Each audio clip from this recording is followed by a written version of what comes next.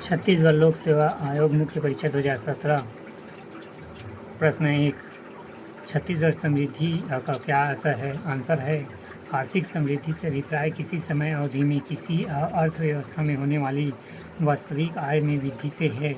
समान रूप से यदि किसी देश की सकल घरेलू उत्पाद और प्रति व्यक्ति आय में वृद्धि होती है तो आर्थिक समृद्धि हो रही है कहा जाता है।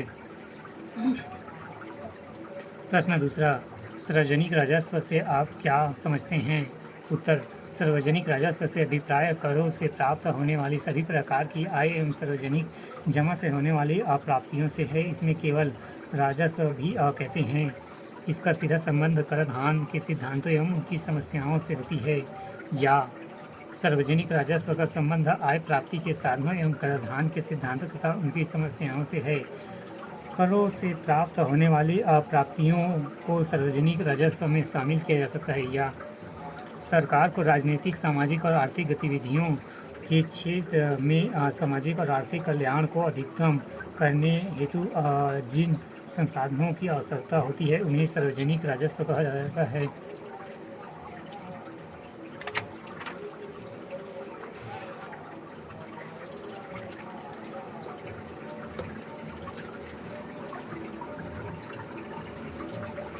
प्रश्न 3, स्ट्रेटजिक बिक्री को समझाइए। उत्तर, निवेश और सार्वजनिक संपत्ति प्रबंधन विभाग दीपम के अनुसार किसी सरकार में केंद्रीय सार्वजनिक क्षेत्र के उद्यम को 50% या उससे अधिक हिस्सेदारी जो निर्धारित प्राधिकरण द्वारा तय की गई हो और प्रबंधन नियंत्रण का हस्तांतरण स्ट्रेटजिक बिक्री या रणनीतिक विनिवेश कहलाता है। प्रश्न 4, थोक मूल्यांकन सूचांक से क्या अभिप्राय है? उत्तर, थोक मूल्य सूचांक होल प्राइस इंडेक्स थोक व्यवसायों द्वारा अन्य व्यवसायों को बेची जाने वाली वस्तुओं की कीमतों में बदलाव की माप थोक मूल्य सूचांक कहलाता है। इसे वाणिज्य और उद्योग मंत्रालय के आर्थिक सलाहकार के कार्यकाल द्वारा प्रकाशित किया जाता है। खंड 2, उत्तर की शब्द सीमा 60 अंक 4। प्रश्न 5, प्रच्छन्न बेरोजगारी को स्पष्ट कीजिए। उत्तर, प्रच्छन्न बेरोजगारी बेसिस अनएम्प्लॉयमेंट वह बेरोजगारी जिसमें कार्य को करने के लिए जितने श्रमिकों की आवश्यकता होती है उससे अधिक श्रमिक काम पर लगे हुए होते हैं। प्रच्छन्न बेरोजगारी अदृश्य बेरोजगारी कहलाती है। विशेषता, पहला, प्रच्छन्न बेरोजगारी की समस्या कृषि क्षेत्रों में पाई जाती है। दूसरा, श्रमिकों व्यक्तियों की उपस्थिति अनुपस्थिति का उत्पादन पर होने वाले प्रभाव नहीं पड़ता, अर्थात यहाँ पर सीमांत उत्पादन शून्य होता है। या प्रच्छन्न बेरोजगारी को अदृश्य बेरोजगारी भी कहा जाता है। यह अधिकतर ग्रामीण क्षेत्रों में देखने को मिलता है। इसमें ऐसी स्थिति होती है जिसमें लोग प्रत्यक्ष रूप से कार्य कर रहे हैं किंतु वे सभी क्षमता से कार्य कम कर रहे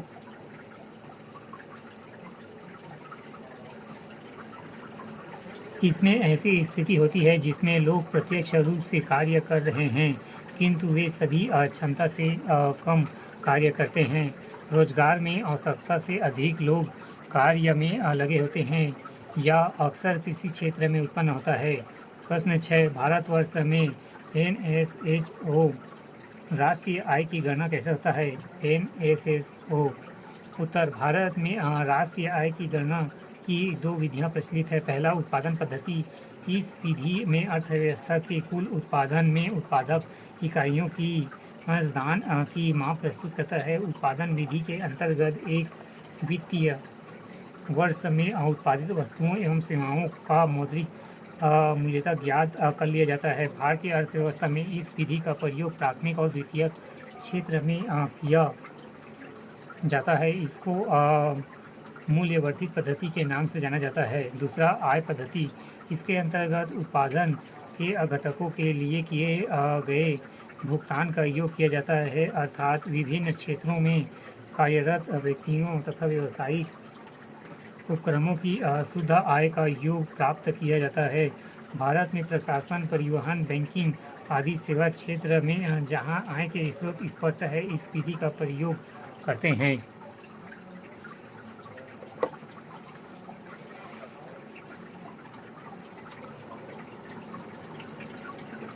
खंड 3 उत्तर की शब्द सीमा 100 अंक 8 प्रश्न 7 आर्थिक क्रिया के स्तर को प्रभावित करने हेतु सार्वजनिक व्ययों का प्रयोग किस प्रकार किया जा सकता है। उत्तर सार्वजनिक व्यय से अभिप्राय उन सभी खर्चों से है जिन्हें किसी देश की केंद्रीय राज्य तथा स्थानीय सरकारें अपने प्रशासन सामाजिक कल्याण आर्थिक विकास तथा देशों की सहायता के लिए करती है। यह निम्न तरह से आर्थिक क्रिया को प्रभावित करता है। पहला, कृषि और उद्योग के विकास में वृद्धि करके। दूसरा, खनिज संसाधनों कोयले और तेल को दोहन और विकास करके।